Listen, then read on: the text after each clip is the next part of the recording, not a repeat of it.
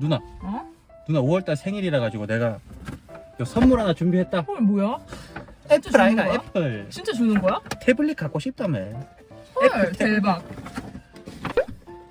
야 이거 갤럭시잖아. 그 원래 아이패드랑 갤럭시 탭이랑 다 똑같다. 이 써라 그냥. 내가 생각한 건 갤탭이 아닌데? 아니다. 나 앱등인 거 알잖아 니. 아, 또 안 속노. 어? 내가 다 아이패드 준비해 왔지. 뭔데? 이거 진짜야? 아이패드 이거 진짜야? 진짜지, 진짜지. 헐 대박. 역시 태블릿은 아이패드 아이가. 네, 안녕하세요, 아이가입니다. 자, 이번 영상에서는 인트로에서도 보셨던 친누나에게 선물한 아이패드 에어 5에 대해서 말씀드려보도록 할 텐데요. 아무래도 태블릿 구매를 희망하시는 분들께서는 갤럭시 탭과 아이패드 요 두 개로 놓고서 많이 비교해 보실 텐데요. 그런데 저는 현재 갤럭시 탭을 쓰고 있지만 왜 누나한테는 아이패드를 선물해 줬는지 최근에 출시한 갤럭시 탭 S8과 아이패드 에어 5를 핵심만 딱 비교해서 말씀드리도록 하겠습니다. 태블릿 뭐 살지 고민된다 아이가!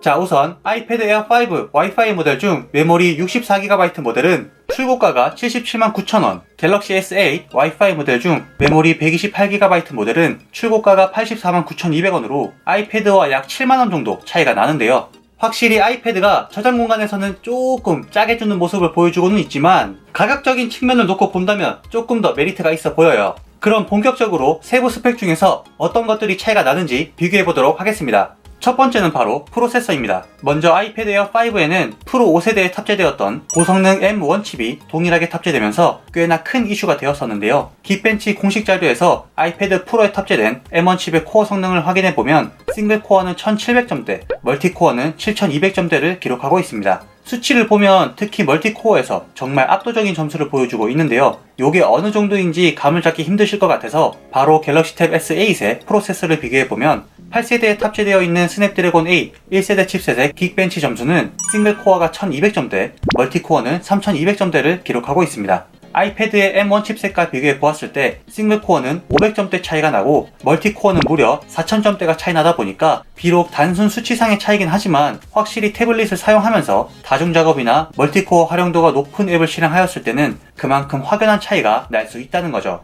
갤럭시 탭 S8은 제가 출시 전에도 말씀을 드렸었지만 이번 8세대에는 삼성의 엑시노스 2200이 탑재될 수도 있다 라는 루머들이 들려왔음에도 불구하고 결국 스냅드래곤이 탑재가 되었었는데요.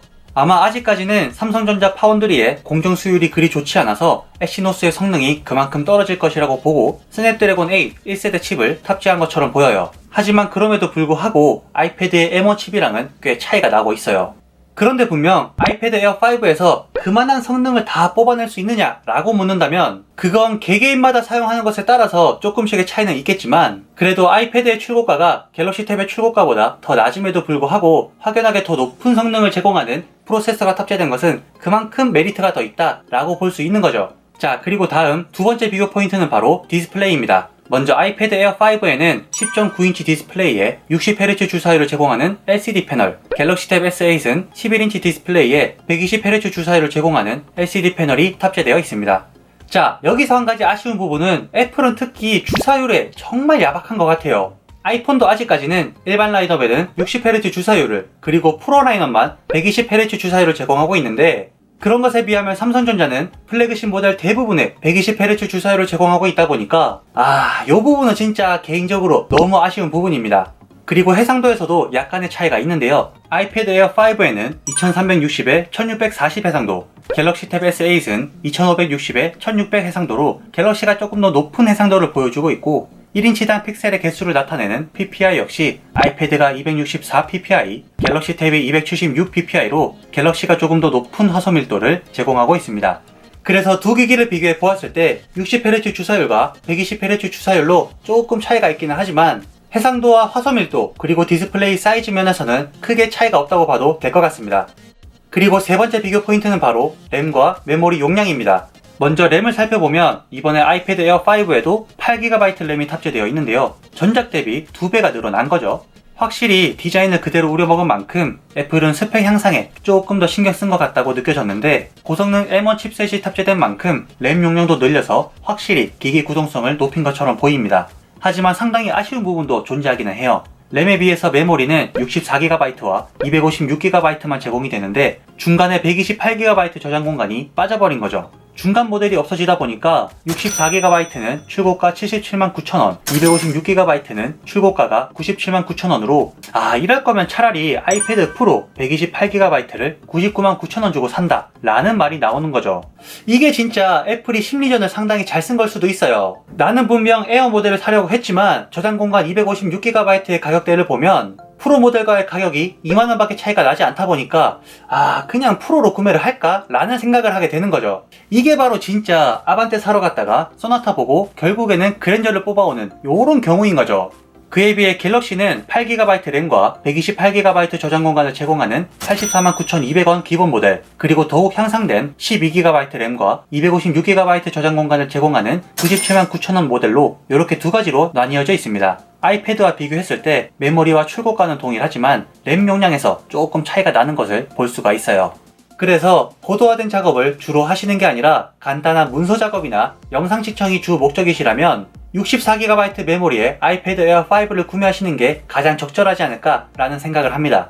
자, 이렇게 크게 세 가지의 비교 포인트로 두 모델을 비교해 보았는데요. 분명 아이패드 에어 5에서는 디스플레이가 조금 아쉬운 부분들이 있기는 하지만 그만큼 퍼포먼스 향상에 더욱 신경을 썼고, 그리고 70만원대 중후반대의 가격으로 나름 합리적인 가격대를 보여주고 있다 라고 볼 수 있을 것 같아요. 그리고 아직까지 온라인으로 구매 시 할인을 해주는 곳이 많이 있으니까요. 그때그때 온라인 사이트마다 할인가를 비교하셔서 구매하시면 가장 좋을 것 같습니다. 저도 이렇게 할인해서 60만원대로 구매했어요. 영상 소개란과 고정 댓글에 링크 있으니까요. 할인 내역 수시로 체크해봐 주시고, 제 영상이 도움이 되셨다면 구독과 좋아요 한 번씩 눌러주시면 감사합니다. 그럼 모두 알뜰 구매하세요 여러분. 안녕. 아이가